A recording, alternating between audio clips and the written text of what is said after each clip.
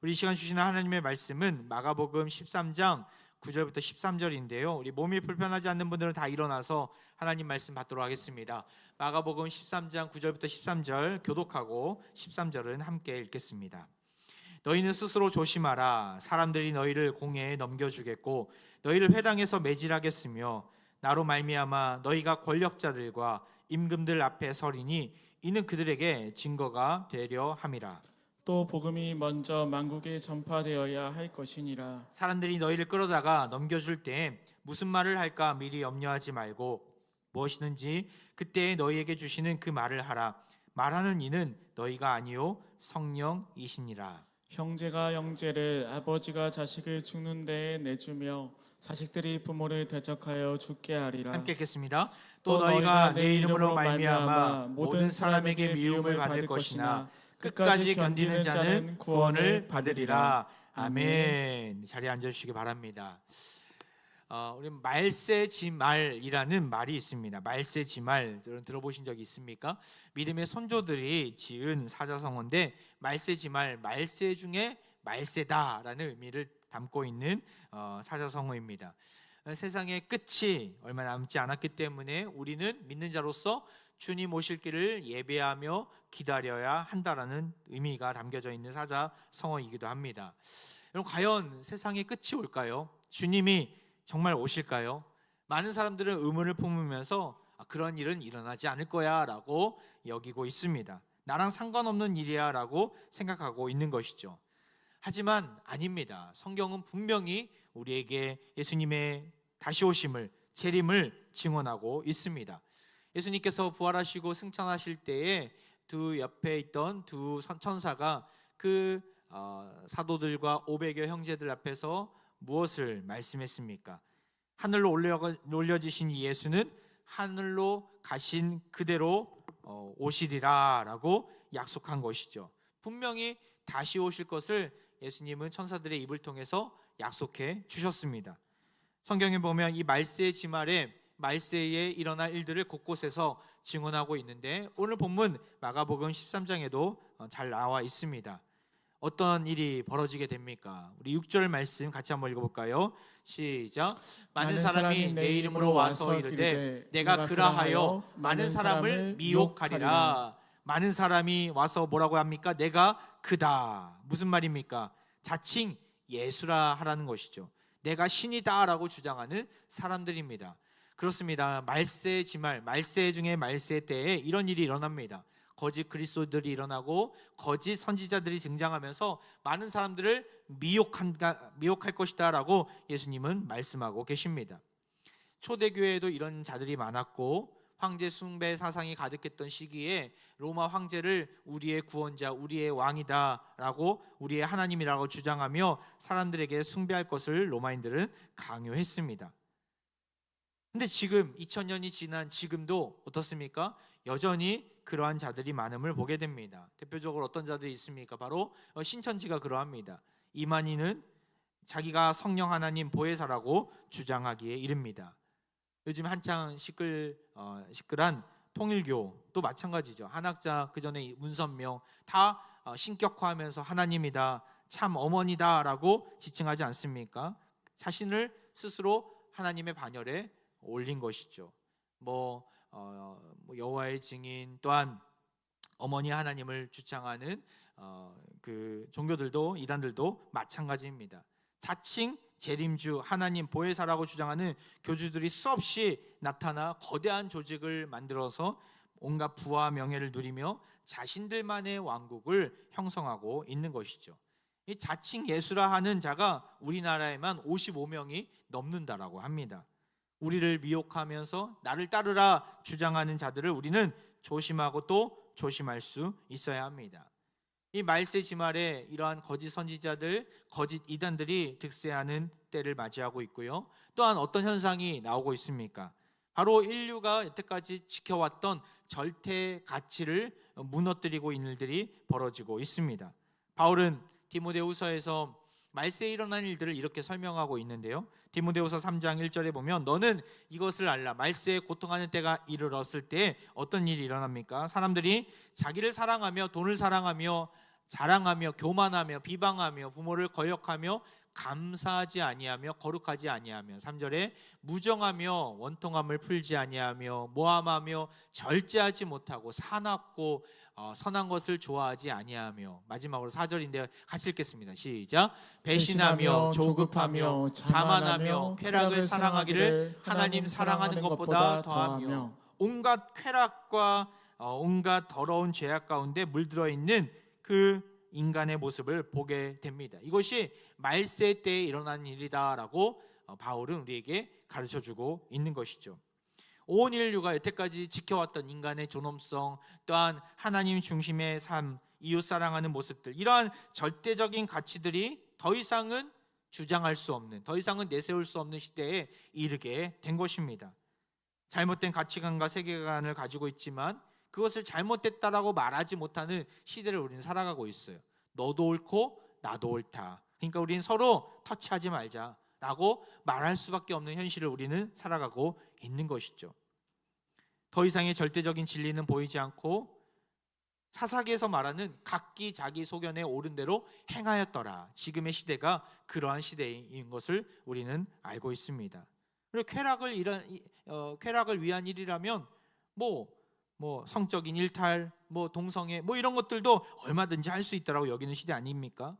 돈을 위한 일이면 남을 사기치고 또한 거짓으로 나아간다 하더라도 사람을 죽이는 일도 서슴지 않고 얼마든지 할 수 있는 시대 아닙니까? 극단적인 개인주의, 성적인 도덕이 무너지는, 또한 물질 만능주의, 폐륜과 폭력이 난무하는 시대를 우리는 보게 됩니다. 말세에 일어날 일들을 이미 성경에서는 2000년 전에 우리에게 말씀해 주고 있고 2025년을 살아가는, 대한민국을 살아가는 우리에게 있어서 흔히 볼 수 있는 어떤 드라마나 영화에서만 볼 수 있는 것이 아니라 삶 속에서 일상 가운데 벌어져도 더 이상 놀라지 않는 세상을 살아가고 있는 것이죠. 또한 말세의 징조는 어떠한 내용을 담고 있습니까? 8절에 이렇게 나와 있어요. 민족이 민족을, 나라가 나라를 대적하여 일어나겠고 곳곳에 지진이 있으며 기근이 있으리니 이는 재난의 시작이라. 이 말세의 시작의 모습들을 어떻게 설명하고 있습니까? 민족과 민족, 나라가 나라가 서로 전쟁을 일으키는 모습들, 극심한 지진과 기근의 모습들, 지금도 최근까지도 우리는 그것들을 보고 있습니다. 우크라이나와 또한 러시아와의 전쟁, 하마스와 이스라엘의 전쟁, 최근에 또 강릉에서 큰 또 기근이 있어서 전전긍긍하며 비가 언제 내리려나 사람들이 그렇게 고대하고 있지 않았습니까? 우리가 몇 년 전만 해도 또한 이 코로나로 인해서 이 전염병이 창궐하는 모습들, 이런 것들이 그냥 심심치 않게 흔히 볼 수 있는 일들로 일상화가 되어버린 현실인 것이죠. 이 말세지말의 현상은 결코 남의 일이나 머나먼 나라의 일이 아닙니다. 미래에 일어날 일이 아닙니다. 지금 이 순간 우리에게 일어나는 것입니다. 사랑하는 평화족 여러분, 그렇다고 우리가 이런 말세지말의 현상을 보면서 불안해할 필요는 없습니다. 왜냐하면 말세 가운데서도 우리 주님은 신실하게 주를 예배하고 주님의 사랑 안에 거하는 자들을 구원해 주실 것입니다. 살 길을 열어 주실 것입니다. 동시에 우리는 주님께서 이렇게 말씀하시는 것을 잘 귀 기울여 들으면서 미래를, 말세를 잘 대비해야 합니다. 우리가 어떻게 대비할 수 있겠습니까? 오늘 본문에서 나오는 내용들 가지고 세 가지를 좀 더 깊이 설명해 드리고 싶은데요. 먼저는 우리가 거짓 영의 미혹을 주의하며 분별력을 가질 수 있어야 합니다. 5절 말씀 우리 같이 한번 읽어보겠습니다. 시작. 예수께서 이르시되 너희가 사람의 미혹을 받지 않도록 주의하라. 온갖 거짓 사도들, 거짓 선지자들, 잘못된 균형 잡히지 못한 그 생각을 가졌는 사람들이 우리를 미혹하게 한다는 것이죠. 우리를 속이고자 우리가 가지고 있는 모든 것들을 빼앗는다는 것입니다.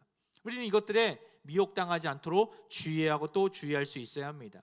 이들은 우리가 가진 돈도 그렇고 건강도 빼앗는 것도 심각한 일이지만 무엇보다도 더 심각한 일은 바로 우리의 믿음을 빼앗아 버린다는 것입니다.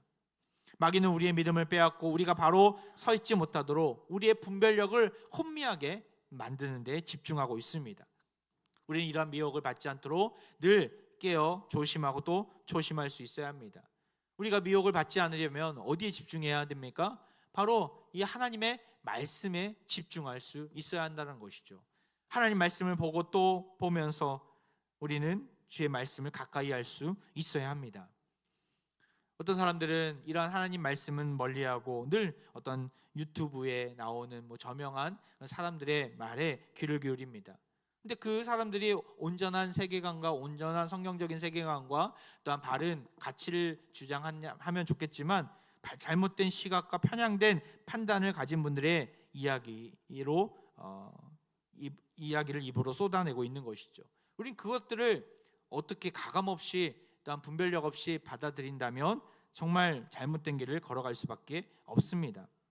누가 그런 얘기를 하더라고요. 이단과 사입이나 혹은 균형 잡히지 못한 지도자들의 말은 분명하다고, 이래라 저래라 분명하게 얘기를 했기 때문에 우리 교회 목사님이나 또한 전통 교단의 목사님들의 말보다 더 확실한 증거가 있는 것 같다, 이런 얘기를 하더라고요.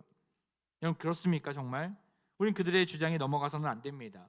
결국 성경 말씀은 우리에게 해결책을 제시하고 있지만 사실은 그 심오한 성경의 절대적인 가치를 우리는 더 그 깊이와 넓이를 더 이해하는 데 온 힘을 다해야 하는 것이죠. 복잡하고 우리네 인생이 너무나 다양하기 때문에 성경 말씀을 적용하는 것은 많은 고민과 생각이 필요합니다. 변하지 않는 이 절대적인 진리를 변화무쌍한 우리네 인생 가운데 적용하는 것은 이러한 깊은 그 고민과 또한 기도의 자리에서 우리가 살펴보는 작업이 필요한 것이죠. 이렇게 해라 저렇게 해라, 너무나 단순하게 쉽게 우리의 인생을 평가하고 지시하는 저들의 말에 미혹돼서는 안 됩니다. 그들이 등장하는 유튜브나 또한 여러 가지 그 영상들을 내 소중한 시간을 버리는 일에 빼앗겨서는 안 되는 것이죠. 온전한 분별력을 가지려면 균형이 필요합니다. 어떤 극좌나 극우나 한쪽으로 치우친 잘못된 생각과 사상 가운데 빠져서 내 한 번뿐인 인생을 허비한다면 얼마나 안타까운 일이 되겠습니까? 그런 잘못을 범하지 않도록 주의할 수 있어야 합니다.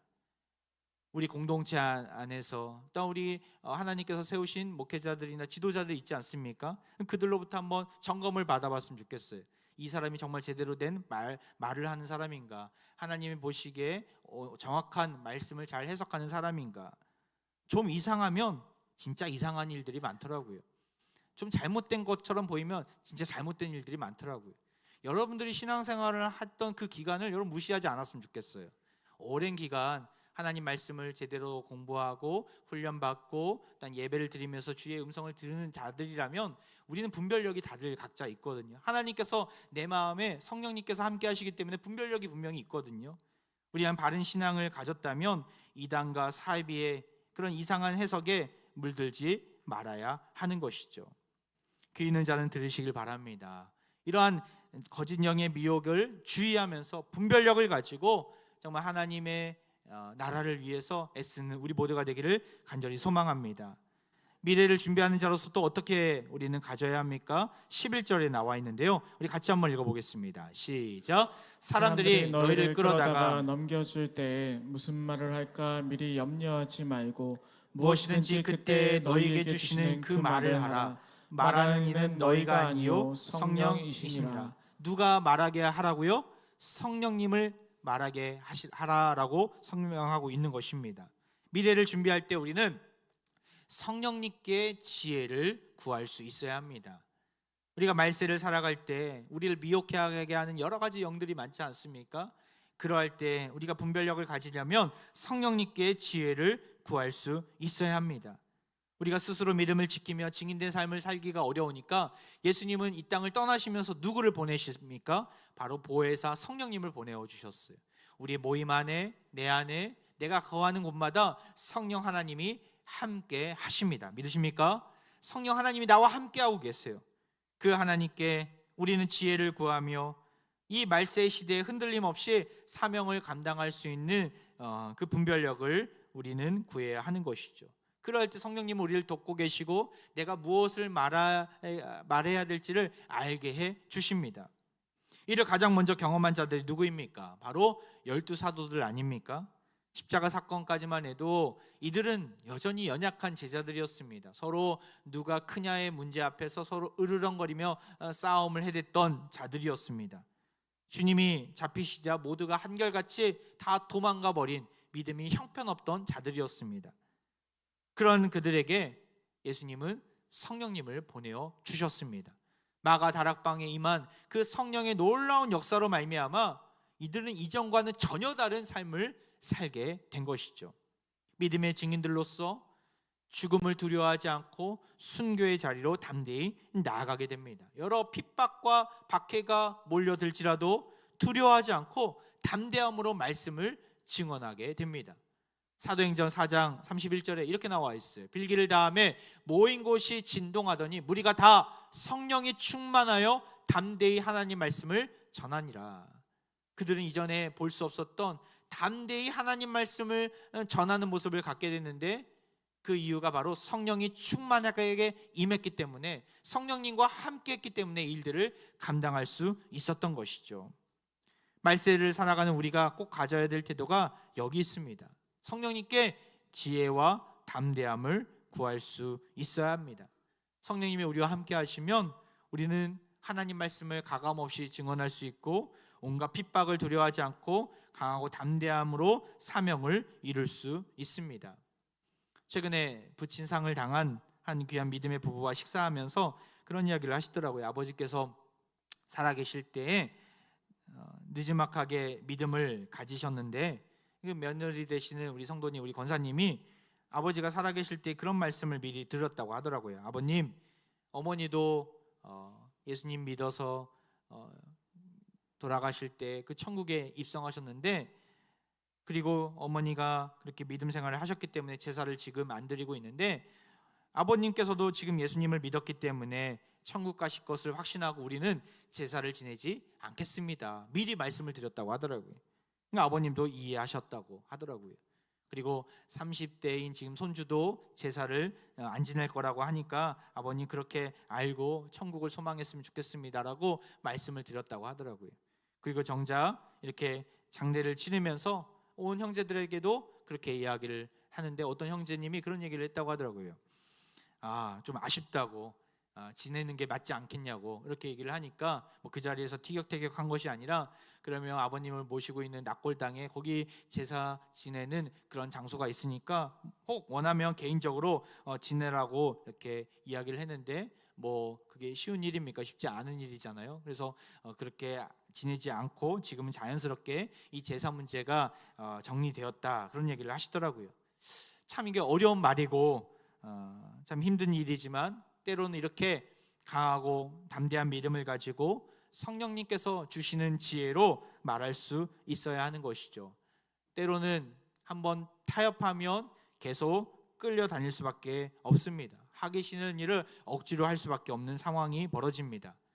물론 방법론에서 서로를 상처를 주거나 서로 대적하거나 하는 강경한 방법이 아니라, 성령님께서 주시는 지혜를 가지고 분별력을 가지고 때로는 우리가 이렇게 부드럽게 이 어려움을, 이 난관을 헤쳐갈 수 있어야 합니다. 말세 때 우리 믿음을 약하게 만들고 우리를 숨게 만드는 일이 있을 수 있습니다. 그럴 때일수록 나는 힘이 없지만 우리 안에 계신 성령님을 의지하는 우리 모두가 되길 바랍니다. 바울은 이렇게 로마서에서 우리에게 말씀하고 있는데요, 로마서 8장 26절에 보면 이와 같이 성령도 우리의 연약함을 도우시나니 우리는 마땅히 기도할 바를 알지 못하나 오직 성령이 말할 수 없는 탄식으로 우리를 위하여 친히 간구하시느니라. 성령님께서는 우리의 연약함을 아시고 우리를 위해 간구해 주시고 우리를 돕고 계십니다.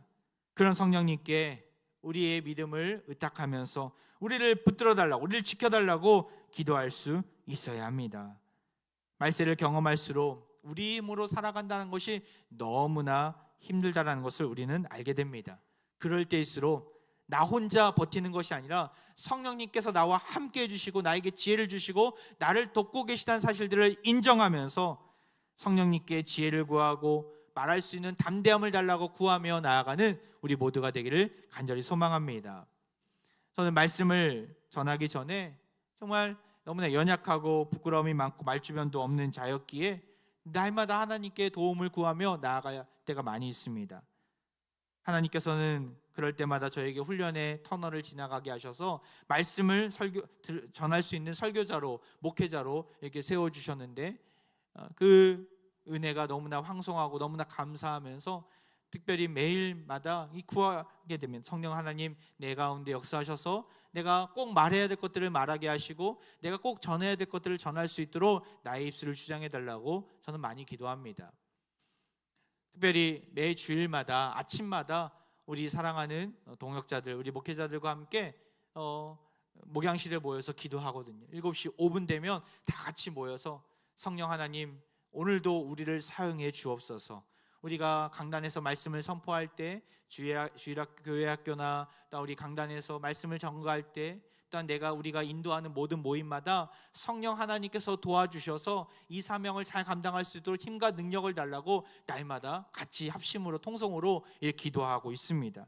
그럴 때마다 하나님이 공급해 주신 힘으로 내가 하고 있구나라는 것을 다시금 깨닫게 되는 것이죠. 오늘 아침에도 함께 기도했었습니다.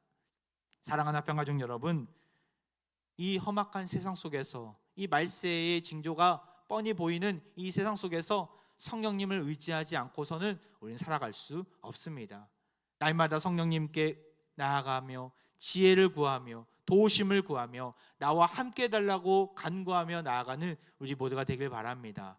그러할 때, 이 말세의 때에 우리는 더러운 것들에 타협하거나 물들지 않고 정직하고 순결한 모습으로, 거룩한 모습으로 하나님의 나라를 위해 힘쓸 수가 있는 것이죠.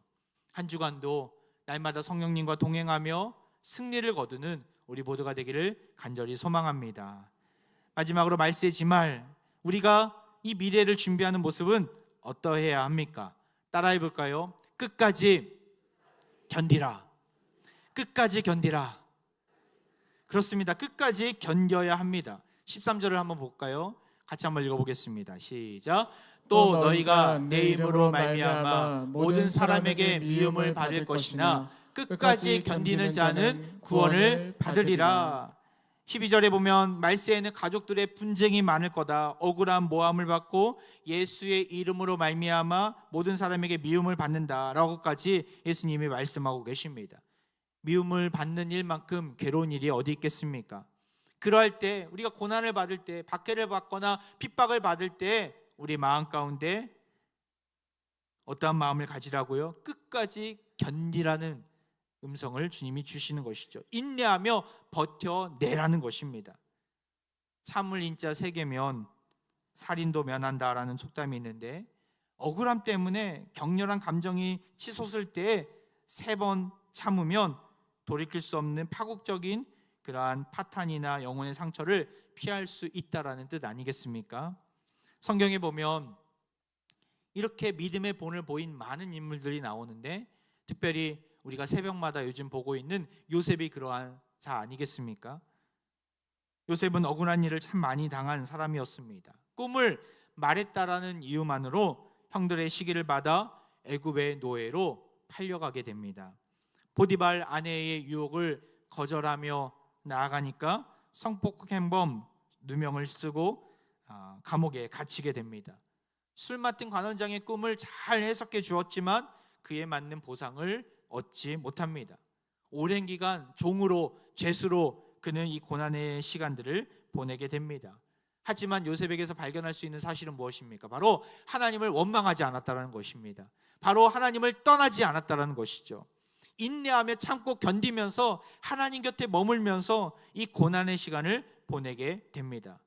결국 때가 되었을 때, 하나님의 때가 이르렀을 때 그는 감옥에서 나와 이집트의 총리가 되었고, 결국 자신을 팔았던 형제들과 또한 야곱을 구원하는 놀라운 역정의 드라마를 만들게 됩니다.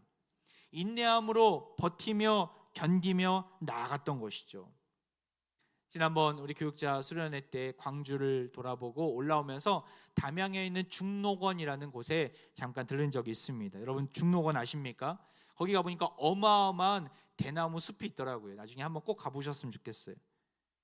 그 대나무의 웅장함을 보고 왔었는데, 대나무가 어떠한 상징입니까? 오랜 인내의 상징 아니겠습니까?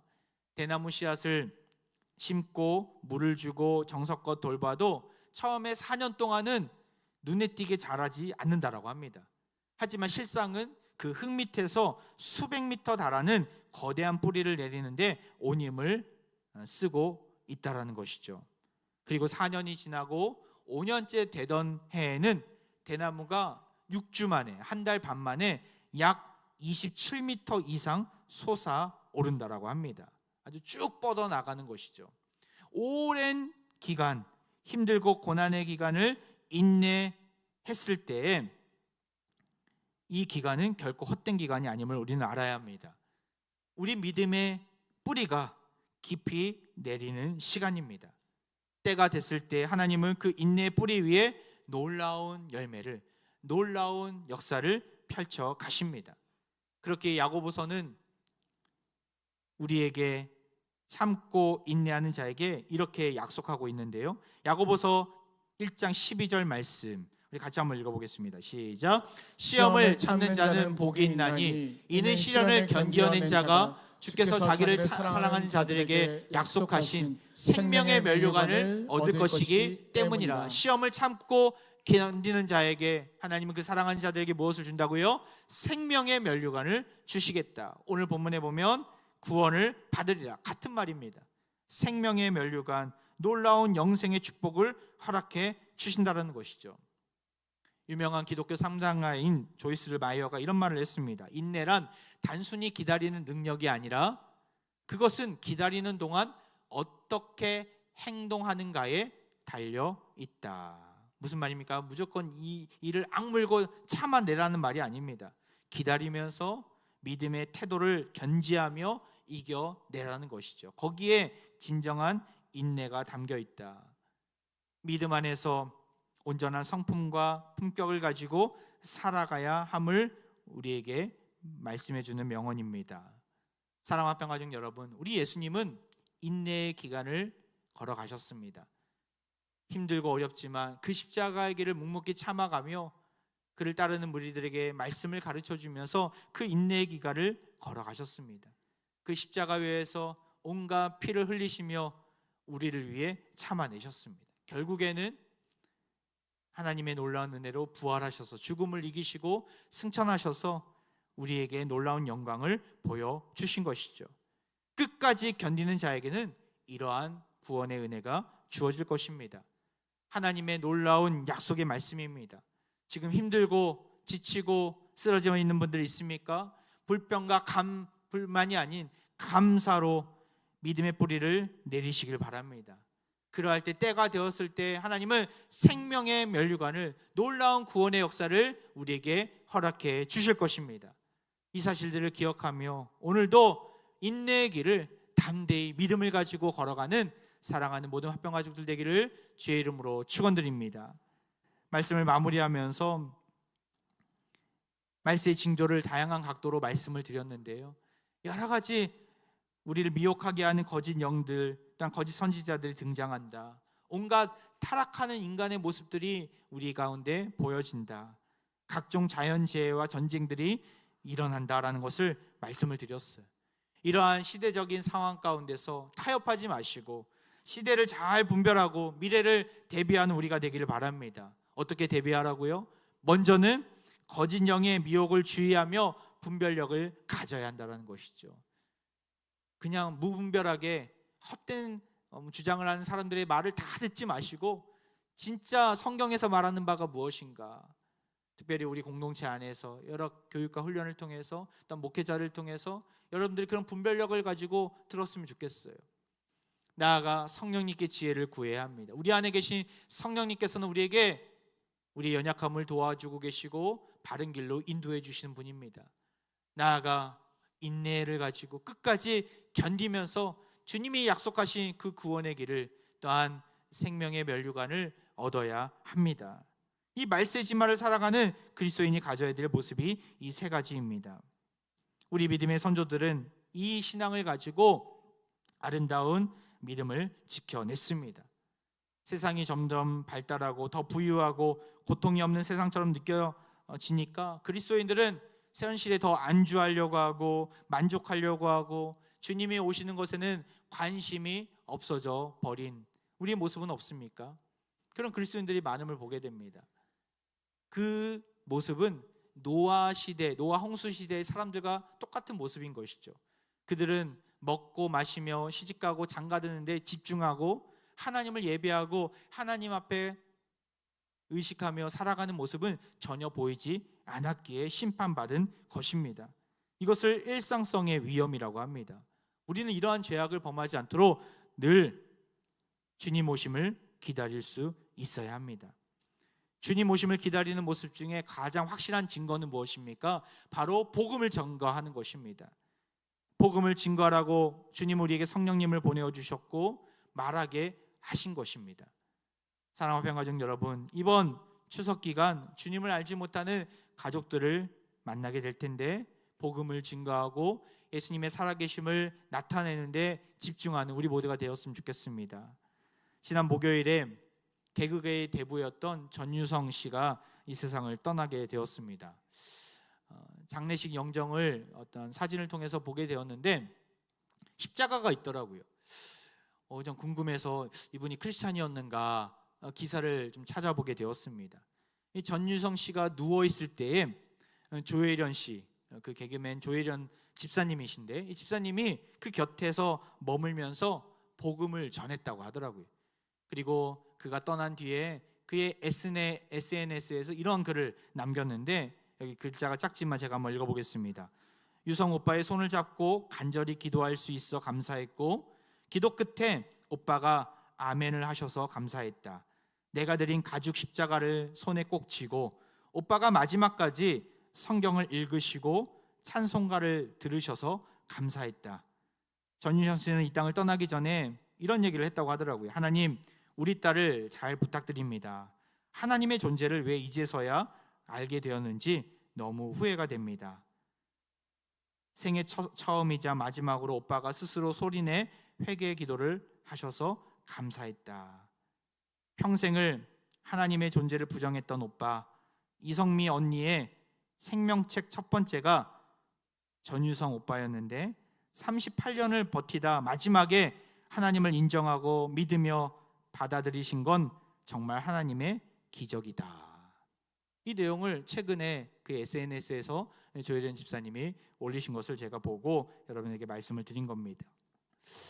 사랑하는 평가정 여러분, 하나님이 택하신 자녀는 반드시 하나님께서 구원해 주십니다. 하지만 우리는 그때를 알지 못합니다. 그가 듣든지 아니 듣든지 우리는 이 말세를 살아가는 하나님의 백성으로서 주님을 오심을 기다리는 그리스도인으로서 우리는 전해야 합니다. 이것이 주님이 원하시는 일이고 말세를 살아가는 그 백성들이 꼭 해야 하는 것이죠. 주님 오실 날 멀지 않았습니다. 하나님의 때에 하나님의 놀라운 비밀을 아는 자로서 오늘도 또한 이번 추석 연휴 기간도 복음 증거자의 사명을 잘 감당해서 하나님이 기뻐하시는 거룩한 사명자가 되시기를 주의 이름으로 축원드립니다. 이 시간 우리 함께 찬양으로 나아가는데요, 주님 오실 때까지 나는 이 길을 가겠습니다. 때로는 좁은 길, 좁은 문일지라도 내 십자가를 지고 이 길 끝으로 가겠습니다. 우리 함께 믿음으로 고백하며 찬양으로 나아가겠습니다.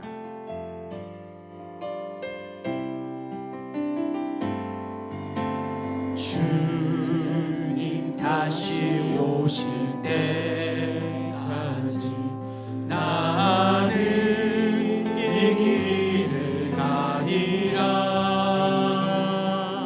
좁은 문 좁은 길 나의 십자가 지고 나의 가는 이 길 끝에서 나의 가는 이 길 끝에서 나는 주님을 보리라.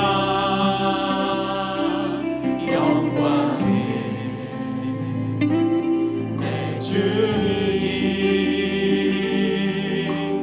나를 맞아주시리.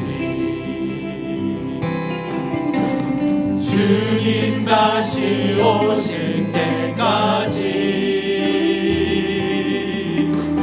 나는 일어나 달려가리라. 주의 영광 온 땅 덮을 때 나는 일어나 노래하리. 내 사모하는 주님 온 세상 부주시라. 내 사모하는 주님 영광의 왕이. 우리 다시 한번 처음부터 찬양합니다. 주님 다시 오실 때까지. 주님 다시 오실 때까지 나는 이 길을 가리라. 좁은 길 나의 십자가 지고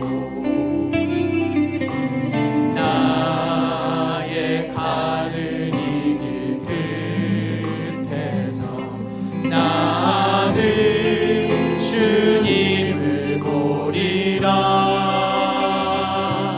영광의 내 주님 나를 맞아주시. 우리 두 손 들고 찬양합니다. 주님 다시 오실 때까지. 주님 다시 오실 때까지 나는 일어나 달려가리라. 주의 영광 온 땅 덮을 때 나는 일어나 노래하리. 내 사모하는 주님 온 세상 부주시라.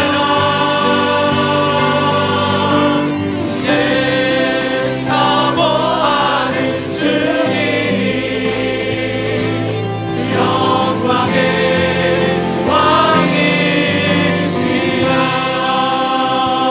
왕이시라. 온 세상의 주인이신 여호와 하나님을 찬양합니다. 노아 홍수 시대 사람들처럼 하나님을 의식하지 아니하고 다시 오실 주님을 기다리지 않았던 우리의 연약함, 우리의 죄악을 용서해 주옵소서. 오늘도 말세의 지마를 살아가고 있음을 알게 하시고 우리에게 주신 사명이 무엇인지 보여주심에 감사드립니다. 주님, 세상 미혹에 유혹에 흔들리지 않도록 우리에게 영적인 분별력을 허락해 주옵소서. 성령 충만함으로 주시는 지혜를 분별력을 갖게 해 주옵소서. 끝까지 견디며 인내하며 하나님이 우리에게 약속하신 놀라운 구원과 생명의 면류관을 얻게 하여 주옵소서. 이 사명을 가지고 만나는 자들에게 주님 다시 오실 것을 선포하며 복음을 증거하는 우리 모두가 되게 하여 주옵소서. 이 시간 병든 육체와 상한 마음 위에 손을 얹고 기도하겠습니다. 각종 질병으로 끝나지 않는 고통의 길을 걷고 있는 화평 가족들이 있습니다. 주여, 이 시간 이 자리에서 이들의 신음 가운데 응답해 주시고 속히 치유해 주옵소서. 내 빛이 새벽같이 비칠 것이며 내 치유가 급속할 것이며 내 공의가 여호와 앞에 행하고 여호와의 영광이 내 뒤에 호위하리니 주의 거룩한 치유의 손을 얹어주시고 급속히 낫게 하셔서 회복시켜 주옵소서. 속히 모든 고통과 통증에서 벗어나게 하옵소서. 그리하여 우리 모두가 주님의 놀라운 역사를 찬양하게 하옵소서. 다시 오실 예수 그리스도의 이름으로 간절히 기도하옵나이다. 아멘.